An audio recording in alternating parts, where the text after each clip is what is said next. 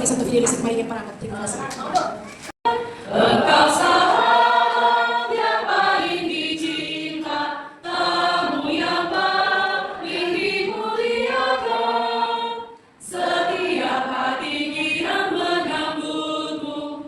Kami, amin. Dalam nama Bapa, Putra, dan Roh Kudus, amin. Baik, selamat malam untuk kita semua.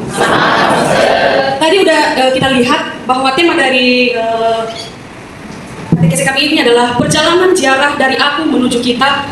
Tujuan dari katekesi pasca perkawinan ini, yang pertama, peserta katekesi mampu memahami makna perjalanan ziarah sebagai proses pertumbuhan iman dan kebersamaan dalam komunitas Kristiani. Yang kedua, peserta katekesi mampu menyadari pentingnya meninggalkan sikap egois atau aku dan membangun relasi yang harmonis dalam semangat kebersamaan kita di bawah bimbingan rahmat Tuhan. Untuk yang ketiga, peserta katekesi mampu mengaplikasikan nilai-nilai kebersamaan, saling pengertian, dan kasih dalam kehidupan sehari-hari sebagai bentuk kesaksian iman. Dan yang terakhir, peserta katekesi mampu bersyukur atas rahmat Tuhan yang menyertai dalam setiap proses. Bukan yang milik kita begitu. Apa salahnya jika dalam keluarga itu harmonis? Nah, melalui katekesi ini dengan tema perjalanan ziarah dari aku menuju kita. Ini aku menuju kita, maksudnya di sini adalah dulu kita masih sendiri-sendiri, masih di keluarga, kita masih sendiri. Nah, ketika kita bagaimana berkomunikasi yang baik dalam keluarga begitu? Bagaimana menciptakan komunikasi, karena dalam keluarga itu yang paling penting itu adalah berkomunikasi. Jadi pasti banyak pengalaman. Jadi kalau ada bapak ibu yang mau bersharing tentang pengalaman dalam keluarga, diberi kesempatan. Bebas. Pertama yang saya rasa untuk membangun komunikasi dalam keluarga itu supaya keluarga itu yang tetap harmonis, bahwa yang penting kita ingat tidak ada kalah dan menang. Artinya bahwa kedua pihak harus saling mengalah. Artinya tidak boleh menonjolkan satu pendapat harus benar dan pendapat yang lain kalah harus salah. Jadi ya harus ada sifat mengalah antara suami dan istri sehingga ya apapun yang dibicarakan dalam keluarga itu tetap bisa diselesaikan tanpa harus siapa salah, saya benar, sebagai begitu terus silakan. Baik, terima kasih Bapak. Jadi tadi pengalaman Bapak Rumah P ya, dibilang Bapak ini bahwa dalam keluarga itu perlu harus ada yang mengalah satu sama lain. Jadi maksudnya di sini adalah jangan suami dan istri itu sama-sama tanda kutip keras kepala ya. Jadi sama-sama mempertahankan ego, itu namanya egoisme. Jadi dalam keluarga itu seperti cerita Bapak tadi bahwa harus ada yang mengalah. Nah, kalau ada yang mengalah pasti tercipta keharmonisan dalam keluarga tersebut. Masih ada lagi pengalaman yang lain yang dari Bapak ini, Rumah P ya? Dari ibu lah dulu, Bapak baru ibu sekarang. Mungkin yang umurnya lebih muda gitu. Umurnya lebih muda. Oh iya, ini tadi 8 tahun ya. Saya sama seperti yang disampaikan Bapak Rumah P tadi.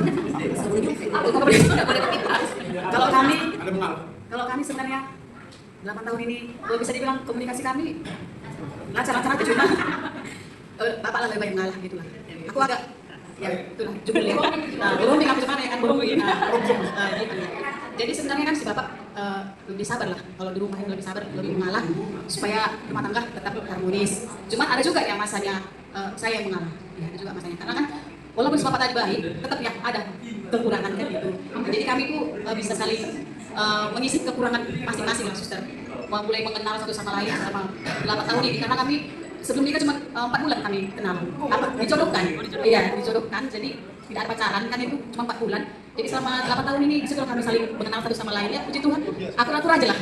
Akur dan memang sekarang lagi LDR kami suster. Jadi komunikasi kami ya kurang banyak sebenarnya, kurang banyak. Sedih juga tapi ya seperti dari dulu mungkin rumah tangga kami suster walaupun jauh tetap berkomunikasi dengan baik, saling memberikan kabar gitu. Saling percaya.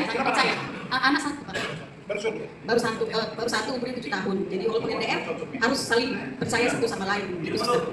Terima kasih.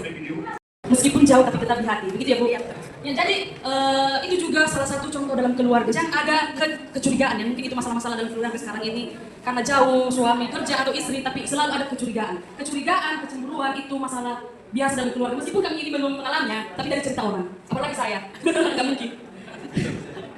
Jadi, nah dengan atau masih ada yang berseri? Oh lanjut ya. Anggota.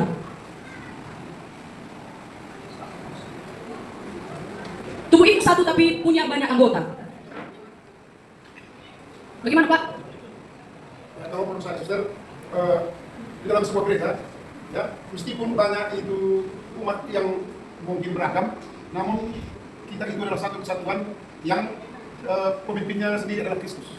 Jadi sama seperti misalnya dalam sebuah keluarga, di keluarga itu terdiri dari ayah, ibu, dan anak-anak. Tetapi itu merupakan satu kesatuan yang namanya keluarga. Jadi di situ yang dituntut adalah kebersamaan. Harus mampu berjalan bersama di dalam keluarga itu, baru bisa nanti dikatakan keluarga itu menjadi keluarga yang bahagia. Sama juga kita seperti di dalam sebuah umat di gereja ini, kita harus satu visi